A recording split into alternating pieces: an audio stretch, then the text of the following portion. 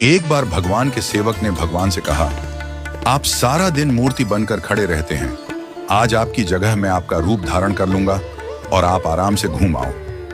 भगवान ने भी सेवक की बात मान ली, लेकिन भगवान ने शर्त रखी कि जो भी प्रार्थना करने आए उन्हें केवल सुनना और कुछ नहीं कहना। सेवक ने शर्त स्वीकार कर ली और योजना के अनुसार सेवक भगवान की जगह मूर्ति बनकर खड़ा हो गया।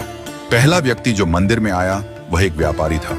उसने भगवान से कहा, भगवान, मैंने नया कारखाना खोला है, कृपया उसे सफल बनाइए। व्यापारी माथा टेकता है और तभी उसका बटुआ गिर जाता है। वह बटुआ गिराकर बिना देखे चला जाता है। सेवक बेचैन हो जाता है और सोचता है कि व्यापारी को बता दे कि उसका बटुआ गिर गया है, लेकिन भगवान की शर्तों के अनुसार वह कुछ नहीं कहता। कुछ समय बाद एक गरीब आदमी आता है और भगवान से कहता है, भगवान, घर में खाने के लिए कुछ नहीं है, कृपया हमारी मदद करें। भगवान के सामने बटुआ पड़ा होता है।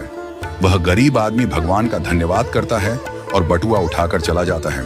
फिर एक नाविक आता है और कहता है, भगवान, मैं 15 दिनों के लिए समुद्र की यात्रा पर जा रहा हूं, कृपया मेरी यात्रा में कोई समस्या ना हो। ठीक उसी समय व्यापारी पुलिस के साथ आता है और कहता है, यह नाविक मेरा बटुआ चुराकर भागा है। पुलिस नाविक को पकड़ कर ले जाती है। इस बीच सेवक बोल पड़ता है, बटुआ गरीब आदमी ने चुराया है। इसके बाद गरीब आदमी को पकड़कर जेल भेज दिया जाता है। रात को भगवान लौटते हैं और सेवक खुशी खुशी पूरा किस्सा सुनाता है। भगवान मुस्कुराते हुए कहते हैं, तुमने किसी का भला नहीं किया बल्कि सब कुछ बिगाड़ दिया। वे आगे कहते हैं, व्यापारी का बटुआ गिरना कोई बड़ा नुकसान नहीं था, वह गलत धंधा करता है, और अगर उसका बटुआ गरीब आदमी को मिल जाता तो उसके बच्चों को भोजन मिलता और उसकी परेशानियां दूर हो जाती। भगवान ने कहा, नाविक जिस यात्रा पर जा रहा था वहां एक तूफान आने वाला था। अगर वह जेल में होता तो उसकी जान बच जाती और उसकी पत्नी विधवा होने से बच जाती। भगवान ने यह भी कहा, कभी कभी जीवन में हमें समस्याएं आती हैं और हम सोचते हैं कि यह हमारे साथ ही क्यों हुआ, लेकिन हमें समझना चाहिए कि इसके पीछे भगवान की योजना होती है।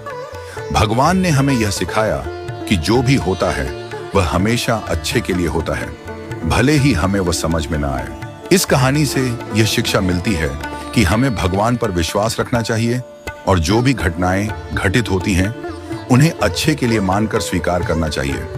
भगवान की योजना हमेशा हमारे भले के लिए होती है और कभी कभी हमें उस योजना को समझने में वक्त लगता है। हमें हमेशा यह मानकर चलना चाहिए कि जो भी होता है वह हमारे भले के लिए ही होता है और हमें उसमें भगवान की मर्जी को स्वीकार करना चाहिए। हमें कभी भी किसी स्थिति में निराश या हताश नहीं होना चाहिए, क्योंकि हर घटना के पीछे कोई ना कोई गहरी योजना होती है जो हमारे जीवन को बेहतर बनाने के लिए होती है।